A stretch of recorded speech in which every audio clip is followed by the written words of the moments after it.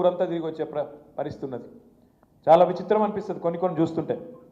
నిన్ననే ఊరిచ్చి అదే సినిమా ఉంటుంది, మీరు చూసుంటారు, మరి చూసినో లేదా మీరు చిన్నపిల్లలు చూసినో లేదా, కానీ మేము చిన్నగా ఉన్నప్పుడు అహనా పెళ్ళంటాను ఒక సినిమా వచ్చిండే. అది ఇప్పుడు కూడా ఉంటుంది, ఆ యూట్యూబ్లో అన్లిన్ ఉంటుంది, మీరు చూడొచ్చు. అందులో వాడు చాలా పీసీ రోడ్ ఉంటాడు, ఆ కోట శ్రీనివాసరావు క్యారెక్టరు చాలా పీసీలో ఆయన ఉంటాడు. ఆయన ఏం చేస్తాడంటే, నువ్వు మా ఇంటికి రా నేను చికెన్ పెడతా అంటాడు. పోతారు వాడవాడు విడవడిగా ఇప్పుడు ఉంటారు కదా దోస్తులు అంటే, అప్పుడు ఇక పోతారు. పోతే ఏం చేస్తాడు ఎరికైనా, ఆడ కింద కూర్చోబెట్టి అన్నం పెట్టి అన్నంలో పచ్చడి వేసి ముంగట కోడిని ఎలాడదీస్తాడు. కోడిని ఎలాడదీసి చూసుకుంటా తిను అంటాడు, ఇదే చికెన్ అంటాడు. సేమ్ రేవంత్ రెడ్డి ప్రభుత్వం, కాంగ్రెస్ ప్రభుత్వం కూడా వీళ్ళ వ్యవహారం కూడా అట్లే ఉన్నది. మొదలు ఏం చెప్పిర్రు, 100 రోజుల్లో 6 గ్యారంటీలు అమలు చేసి తీర్థం, 6 అయినా సరే, భూమి ఆకాశం ఒకటైనా సరే, ఇటు ఉదయించే సూర్యుడు అటు ఉదయించినా సరే చేసి చూపెడతా అని చెప్పి గంభీరమైన డైలాగులు.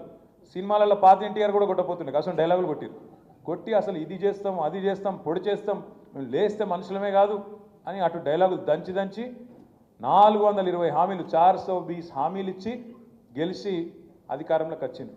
వచ్చినాక ఇప్పుడు ఇది 14వ నెలనో 15వ నెలనో నడుస్తుంది. ఇప్పుడు సిగ్గు లేకుండా ఇప్పటికి కూడా అబద్ధాలు చెప్తా ఉన్నారు. అబద్ధాలు చెప్తే కూడా మరి ఎవరో చిన్న సోషల్ మీడియాలో పనిచేసే కాంగ్రెస్ కార్యకర్తనో ఐటీ సెల్లో పనిచేసే ఒక పిల్లగాడో పిల్లనో అబద్ధం చెప్పినట్టే అర్థం ఉంటుంది.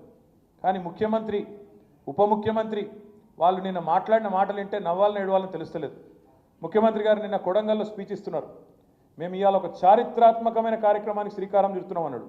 నేనేం చేస్తున్నాడో అని నేను అనుకుంటే, రేషన్ కార్డులు ఇచ్చే కార్యక్రమం చారిత్రాత్మకం అట. అంటే ఇదివరకు కూడా రేషన్ కార్డులు ఇయ్యలే, నువ్వు కొత్త చరిత్రకు నేనే శ్రీకారం చుట్టిన, రేషన్ కార్డు అనే కాన్సెప్టే నేనే కనిపెట్టినా అన్నట్టు చారిత్రాత్మకమైన కార్యక్రమానికి శ్రీకారం చుడుతున్నా అని అబద్ధం. ఇంకా ఘోరం ఏంటంటే ఉప ముఖ్యమంత్రి బట్టి విక్రమార్క గారు నిన్న చెప్తారు, ఎక్కడో మాట్లాడిన ఆయన కూడా, ఒక్క రేషన్ కార్డు ఇవ్వలే టీఆర్ఎస్ ప్రభుత్వం అని బట్టి విక్రమార్క చెప్తాడు. ఇగో ఎన్ని జూట మాటలు ఉంటాయంటే వీళ్ళ, ఇగో నేను చూపెడతాను మీకు.